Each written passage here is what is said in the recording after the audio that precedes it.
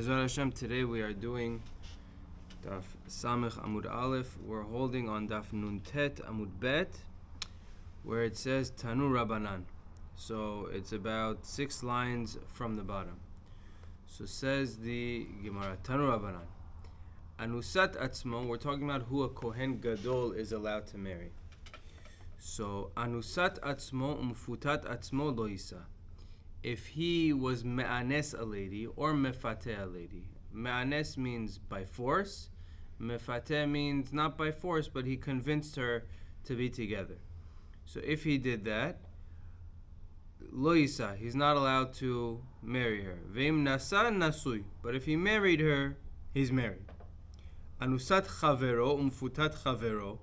If someone else was me'anes or mefateh a lady, lo yisa, she cannot marry the Kohen Gadol. V'im nasa, and if the Kohen Gadol did marry a lady who someone else was me'anes, Rabbi Eliezer ben Yaakov omer havlad chalal v'chachamim omrim havlad kasher. Machloket Rabbi Eliezer ben Yaakov and Chachamim. Rabbi Eliezer ben Yaakov says if they have a child, if a Kohen has a child with an anusa that's not his own, so Rabbi Eliezer ben Yaakov says the child is a halal, and Chachamim say the child is kasher. So first we said anusat atzmo mfutat atzmo. If the Kohen Gadol is me'anes a lady by himself, he's not allowed to marry her. Im nasan nasui, right? 2 lines from the bottom. If he marries her, it's married. So Amar Rav Huna, Amar Rav umotzi beget. Rav Huna says in the name of Rav that he has to divorce her. So Vela'ak diktani im nasan nasui. But it said if the Kohen is ma'anes a lady and then he marries her, im nasan nasui. If he's married, he's married. It sounds like he doesn't have to divorce her. But over here, Rav is teaching motzi beget. He has to divorce her. Right, again, just to be clear, we're talking about a Kohen Gadol. If the damages? Yeah, he was the one that was ma'anes, and then he marries her. He's not supposed to marry her. Now, if he does he have to divorce her or not? So the Braita says im nasan nasui. It sounds like he doesn't have to divorce her, but Rav says he has to divorce her. So how does he learn the Braita? So Amar Rav Acha bar Yaakov lomar she'en mishalim knas b'mfuteh.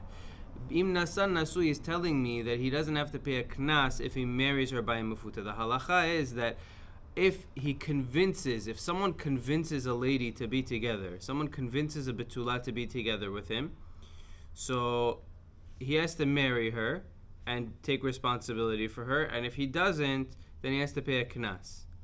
So if he marries her, he doesn't have to pay a knas. If he forces, then he always has to pay a knas. But if he just convinces her, he doesn't have to pay a knas if he marries her.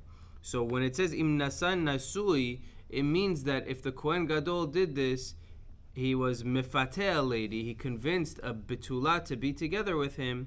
So if he marries her, that's a good marriage in terms of he doesn't have to pay a knas, but he still does have to give her a get. He has to divorce her.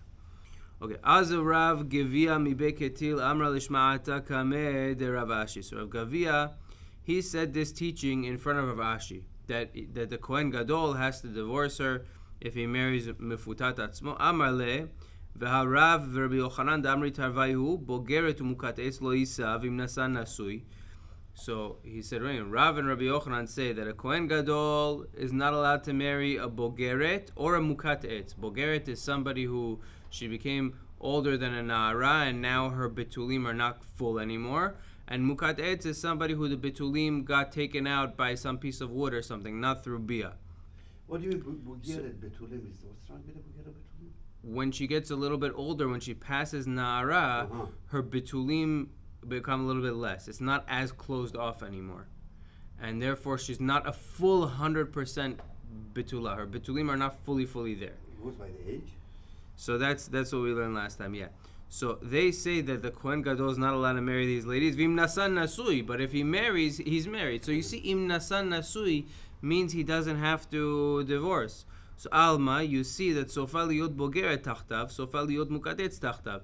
That since it's something that's going to happen anyways, meaning at the end of the day, she's going to be a bogeret when she's married to the Kohen Gadol, or she's going to be a mukat etz, her betulim are going to be removed when she's married to the Kohen Gadol. So even though lechatchila he's not supposed to marry, but im nasa nasui, we don't make him divorce. So hachanami sofa liyot be'ula tachtav.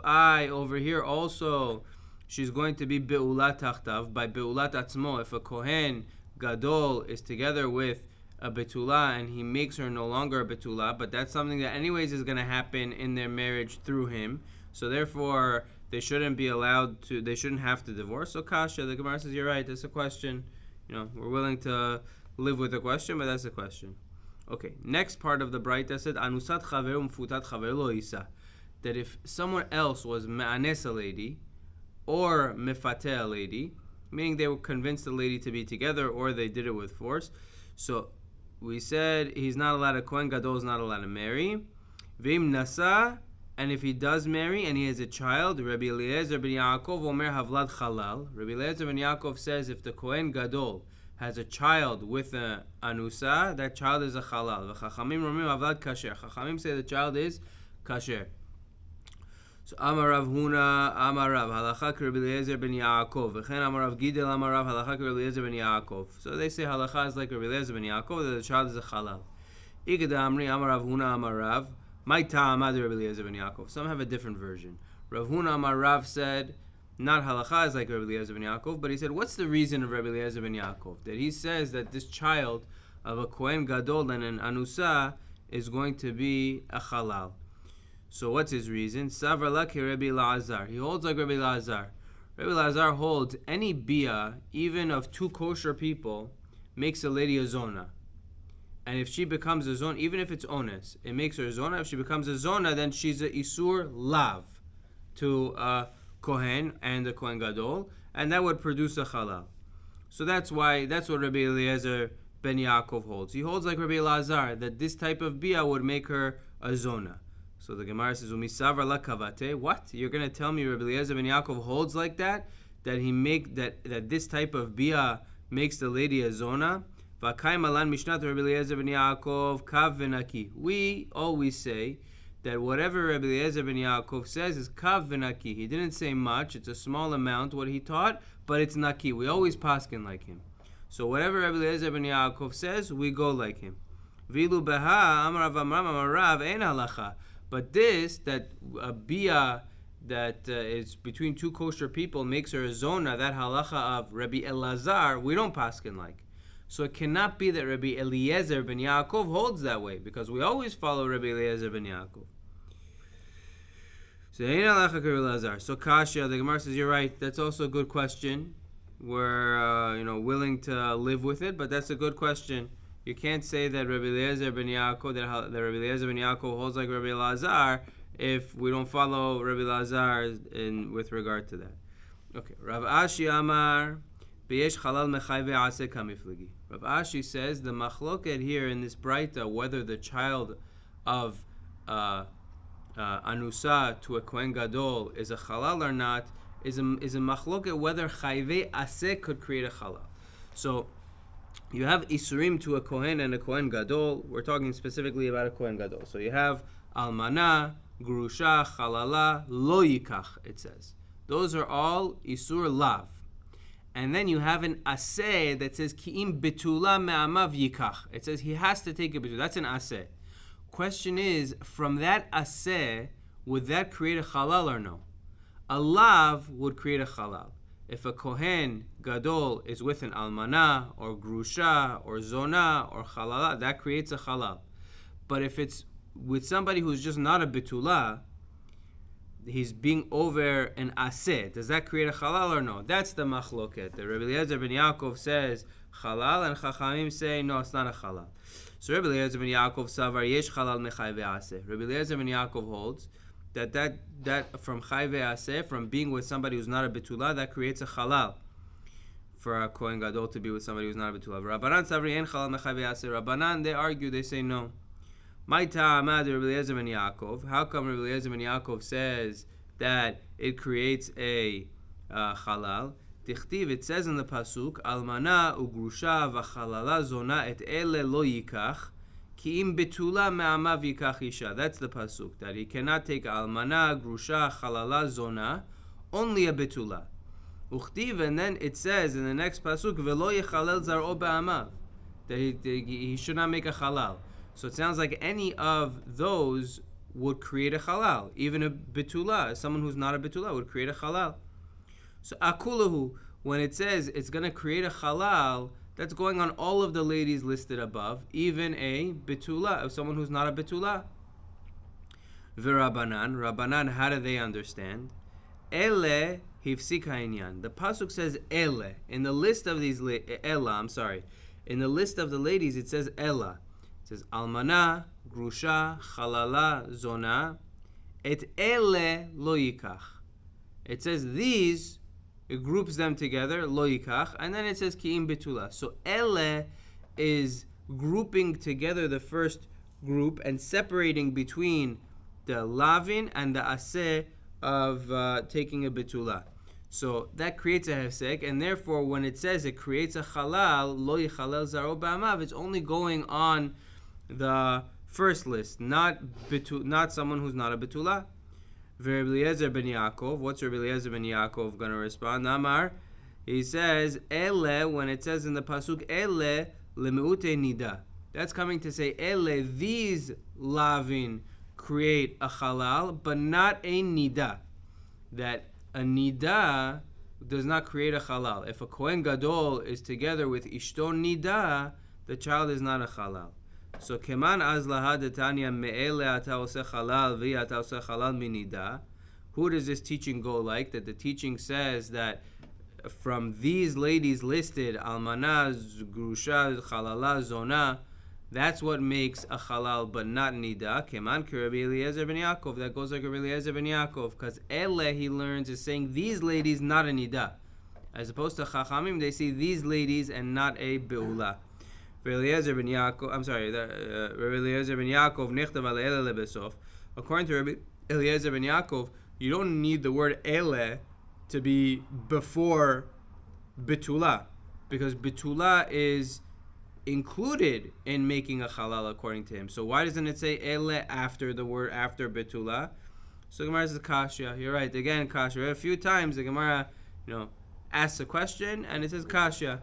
Right? Kasha is different than teku. Teku is like, we don't know the answer. We don't know what to do. Kasha is, we have a question. It's a good question, but we can move on from it. We don't have to be stuck on it. There's an answer. We're not too bothered by it. Okay, Tanu Rabbanan, Achoto Arusa. Okay, so we have a halacha that Kohen is not allowed to become mitameh to a met, but with certain relatives he's allowed to become tameh. His mother, his father, his brother, son, daughter, and it's Achoto habetula hakirova elav asher lo hayta leish. Not his wife? His wife also, yeah. But one of them is his sister, who the pasuk says achoto habetula, his sister who's betula hakirova elav asher lo hayta leish, that she wasn't with any man. Betula. So what if she's arusa? Is that included in the isur of becoming tameh or no? She just got kiddushin. They find everything. She didn't have bia. She just had kiddushin. So Rabbi Meir. arusa. Achoto arusa. Rabbi Meir, Rabbi Yehuda omrim mitamela. They say she can. The Gemara is going to explain the reason of everybody in a minute. Rabbi Meir and Rabbi Yehuda hold. It's funny. Rabbi Meir and Rabbi Yehuda usually argue, but they both agree over here. They hold that he can be mitameh to her. Rabbi Yossi, Rabbi Shimon omrim ein mitamela. Rabbi Yossi, Rabbi Shimon, they say ein mitamela. He's not allowed to become tameh to her if she had kiddushin. Anusa umfuta. Now what about a sister who was anusa? Somebody took advantage of her. Or mifuta, somebody convinced her to have bia. So divrei hakol ein mitamela. In that case, everybody agrees he cannot become tameh to her anymore because she's not a betula. Umukat etz. Now let's say she lost her betulim through a piece of wood. She was mukat etz. Ein mitamela divrei Rabbi Shimon. Rabbi Shimon holds that he cannot become tameh to her. Rabbi Shimon omer reuya lekohen gadol mitamela she'en reuya lekohen gadol ein mitamela. Because Rabbi Shimon says the rule is any lady who's able to marry kohen gadol, a kohen could be mitameh to that sister. But if she's no longer reuya to marry kohen gadol, like she's mukat etz, something happened that removed her betulim, so he cannot become tameh to her anymore. If something like a mukat es, Still, the lady, I know she's not Betula, she loses her Betula, but she never was with any man. Right. So for Kohen Gadol, she's gonna be Asura according to Rabbi Shimon, and like what we said in the previous Mishnah. Over here, there's gonna be machloket about it. For becoming tameh to her, there's gonna be machloket about it. We're gonna see. Ubogeret mitamela divrei kol adam. And if she's bogeret, that she just got older than being a nara, and her betulim became a little bit less, so naturally. So everybody agrees in that case she's still considered achoto betula, and he could be mitameter. Okay, so my ta'amad Rabbi Meir and Rabbi Yehuda. What's the reason of Rabbi Meir and Rabbi Yehuda? Rabbi Meir and Rabbi Yehuda were the first ones in the Braita. They said that he's allowed to become tameh to his sister who had kiddushin to somebody. So the Darshi, they make a drasha like this. Darshi achi. V'la achoto betula, it says betula prat la anusa mufuta. That's coming to tell me that anusa mifuta, that she's not a betula, he cannot become tameh to them. Yachol she'ani motziaf mukat etz. So I might think, okay, also mukat etz. Also, she lost her betulim, so he cannot become tameh to her. Talmud lomar asher lo hayta leish. The pasuk says, the sister that's a betula, asher lo hayta leish. So misha havayata al yedei ish. It's only someone who became not a betula through an ish. So yatzta zushe ein havayata al yedei ish. Over here, mukat etz, she's excluded because she didn't become a betula through an ish. A betula through an ish. Hakirova, the pasuk says, achoto betula hakirova elav. So hakirova lerabot ha'arusa. That's coming to include arusa, that she still didn't leave the household. She still didn't marry. She didn't fully marry the other guy. She's still living with her father's house. She's kirova. Elav. It says kirova elav. What do we learn from the word elav? L'rabot ha-bogeret. To include the bogeret, that he's allowed to become tameh to bogeret. That's how Rabbi Meir learns. So the Gemara says, Alam li krava amar Rabbi Meir betula afilu miksat betula hamashma. So we learned before, when it says betula, Rabbi Meir learned that betula means even miktzat betuleha, even if she's a partial betula, meaning even if some of the betulim left, the word betula is including that. So we don't need to include bogeret because it's already included in the word betula, that includes someone who doesn't have full betulim. It says partial betulim, that's also included. So why do we need to include bogeret separately? So the Gemara says it's trich. Salgat da'ata chamina nelef betula mehata. I would have thought to learn from over there, right? I would have thought to learn from bituleha, biftuleha, that it means malahala nara, afkan nami nara. It doesn't have to be a bogeret. It cannot be a bogeret, only a nara. So also over here, only a nara that he could become tameh to. That's what I would have thought, just like by Kohen Gadol, also over here. So kamash malan, it comes to teach us that we don't say that, and therefore we need a pasuk to teach me that he could become tameh to his sister who is a bogeret, even though she doesn't have complete betulim. Okay, Rabbi Yosef, Rabbi Shimon, my ta'amahu. So that explains Rabbi Meir and Rabbi Yehuda for the most part. Now what about Rabbi Yosef and Rabbi Shimon? My ta'amahu. What's their reason? So Darshi, they make the following drasha. Darshi achi, they make a drasha like this. They learn v'la'achoto betula, that in order to become tameh to his sister, she has to be betula. Prat la'anusa mfuta mukatetz. That's coming to tell me not if she's anusa, not if she's mefuta, and also not if she's mukatetz, because at the end of the day she lost her betulim. Asher lo hayita, it says asher lo hayita lish, asher lo hayita prat la'arusa, that it's coming to exclude if she had kiddushin with somebody, that she had a havaya with somebody, she accepted kiddushin.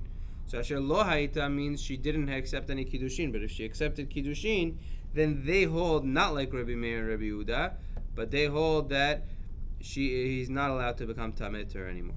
Ha-kirova. So what do we learn from kirova? L'rabot ha'arusa shenit garsha. That's coming to include if she had kiddushin, and then she had a get. So she never had a bia, she just had kiddushin, and then she received a get. So in that case, she goes back to her original household. In that case, he's allowed to become tameh to her.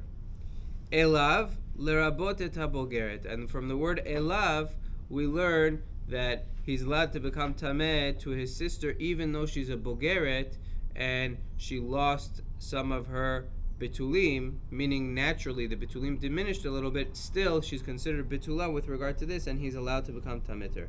Hakirova, lerabot arusa shenit garsha. Hakirova is coming to teach me that we're coming to include an arusa she nidgarsha. That's what we just said in the line before, right? That Hakirova teaches me that if his sister had kiddushin with somebody and then she got divorced, he's allowed to become tamiter.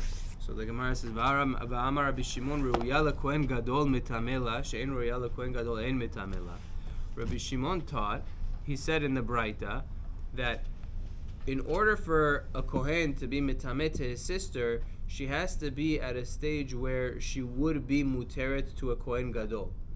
So if she had kiddushin with somebody and then got divorced, she would not be ru'ya for a kohen gadol. So why should he be able to be mitameh to her? Right? Rabbi Shimon said it all depends on, is she ra'ui to kohen gadol? If she is, then he can be mitameh to her. If not, then no. So how can we include a lady who had kiddushin and then got divorced? So the Gemara says, you're right.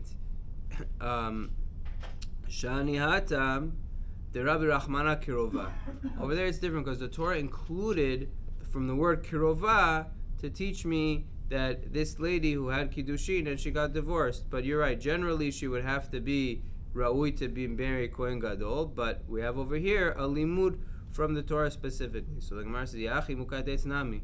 And if that's the case, so why don't you include mukat etz, even though she's not able to marry a kohen gadol, but still he should be allowed to become tameh to her, because we could include it from this drasha. So the Gemara says no. From the word kirova, it says kirova. It's a single, right? Achat. We're only including one lady. So right, velo shtayim. We can't include two ladies. So we're choosing to include a sister who was mikudeshet and got divorced, and we're not including a sister who's a mukat etz who lost her betulim. So the Gemara says, right? What do you see to include this one and not the other one? Maybe you should include a lady who's mukat etz and exclude the sister who had kiddushin. So the Gemara says, no. Ha'itabid b'ma'aseh, v'alo itabid b'ma'aseh. The lady who became a mukat etz, so an action happened to her that lost her betulim. Therefore, she's not included. But the lady who just had, the sister who just had a kiddushin and a gerushin, nothing happened to her body. She didn't have any physical change. Therefore, that's not. She's not included. Therefore, he's allowed to become tameh to her. That's the one that we're choosing to exclude from the isur of becoming tameh. Okay. Vera Biosi. We're in a few more lines just to get to the end of this this part. Vera Biosi. Mideshav kelebar zugei mechlad mukat etz kerbim meir svirale. Rabbi Yossi, he left his partner. What does that mean? Rabbi Yossi and Rabbi Shimon were together in the Braita. They were listed together, and then all of a sudden, when it brought the halacha of mukat etz, I'm sorry, not of mukat etz. By mukat etz, it said only Rabbi Shimon. So it sounds like Rabbi Yossi doesn't agree with Rabbi Shimon about mukat etz, and he allows the kohen to be mitameh to his sister who is a mukat etz. So again, Rabbi Shimon was the one that was singled out, and he said, oh, if she's a mukat etz, she's not a betula anymore, kohen cannot become tameh to her. But Rabbi Yossi, who was listed together with Rabbi Shimon before, his name wasn't listed there. So it sounds like he holds like Rabbi Meir that a kohen is allowed to become tameh to his sister who's a mukat etz. Because we didn't ask Rabbi Yossi. No, because their names were together. In the Braita, when we spoke about all the different cases of who a kohen is allowed to become tameh to, Rabbi Yossi and Rabbi Shimon were together. And then it said, and by a mukat etz he cannot be together. That's what Rabbi Shimon holds. He cannot be mitameh to her. I'm sorry. That's what Rabbi Shimon holds. So it sounds like Rabbi Yossi agrees with the other pair. He agrees with Rabbi Meir and Rabbi Yehuda when it comes to mukat etz. So minale, how does he learn that? So milo hayita leish. He learns from the fact that it says asher lo hayita leish. We're talking about he's allowed to become tameh to his sister, asher lo hayta leish, and this is a mukat etz. She was never together with an ish. So the Gemara says, ha fikte. We used that pasuk already for Rebbe Yossi. So the Gemara says, no. Chad mi lo hayta v'chad mi leish. We learn from lo hayta, that teaches me that if she had any kiddushin, then he cannot become tameh to her anymore while she's mikudeshet. But from leish, we learn that if she became a be'ula only through an ish, he cannot become tameh to her anymore. But if she became a be'ula through mukat etz, through having some piece of wood or something went and broke the betulim, so he would be allowed to become tameh to her. So we learn both things from the pasuk. Lo hayta teaches me that if she had kiddushin, he cannot become tameh to her, and leish teaches me that only if she became no longer a betula through an ish can he not become tameh to her. But if she's a mukadetz, he would be allowed to become tameh to her. That's how Rabbi Yossi is going to learn. Okay, we learn elav lerabot habogeret. We learn from the word elav that's coming to include a bogeret, that he's allowed to become tameh to his sister who's a bogeret, even though she passed the stage of na'ara and naturally the bitulim diminish a little bit. Still, he's allowed to become tameh to her. So the Gemara says, "V'amar Rabbi Shimon betula shelema mashma." Rabbi Shimon, we had in the previous daf, Rabbi Shimon learned that when it says betula, that sounds like a complete full betula. So how can we include here a bogeret who is not a completely full betula? So the Gemara says, Tama dide nami hata mehacha. Over there, by who a Kohen Gadol is allowed to marry, when it says bivtuleha, he really learns from here. The Gemara is going to explain. It says, Darish hachi. He makes a drasha like this. Mide elav lerabot habogeret. From the fact that you need the word elav to include a bogeret, that the Kohen is allowed to become tameh to his sister who's a bogeret. So michlal de betula shlema mashma. That sounds like betula would not be including a bogeret. Betula would be betula shlema, would be a complete betula, not a bogeret. And you need the word elav to include bogeret. So once I learned that betula means betula shlema, so then when we talk about a Kohen Gadol, that's also when we say hu isha betuleha yikach, betula means betula shlema, and then we learn from the additional parts betuleha, bivtuleha, the other things that we learned in the previous summer. Okay, so we will B'ezras Hashem stop here. Just send a text, see who's coming.